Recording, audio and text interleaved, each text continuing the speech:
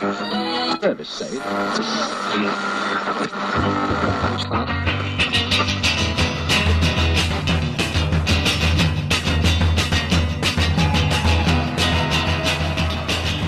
hello, Buzzkillers. It's Thursday. It's time for a mini-myth, and this is a great one again. It's a great story, a great, great story. It affirms the idea of gentlemanly conduct between officers of opposing armies.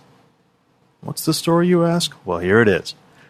After his surrender in the parlor of the house of Wilmer McLean in the town of Appomattox Court House, that's actually the name of the hamlet, by the way, Buzzkillers, quote, Appomattox Court House.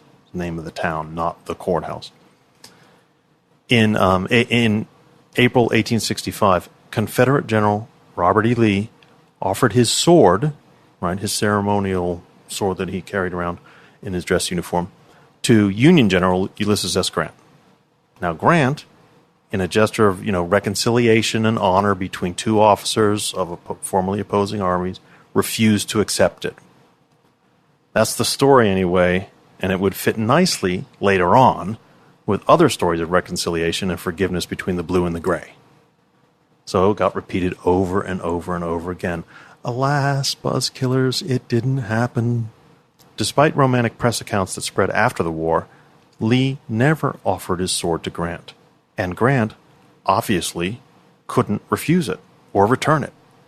Right? It just didn't happen.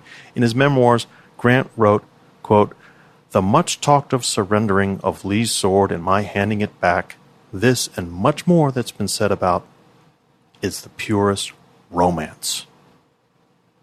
But as you know, Buzzkillers, romantic historical stories make the best myths, and this is a great one.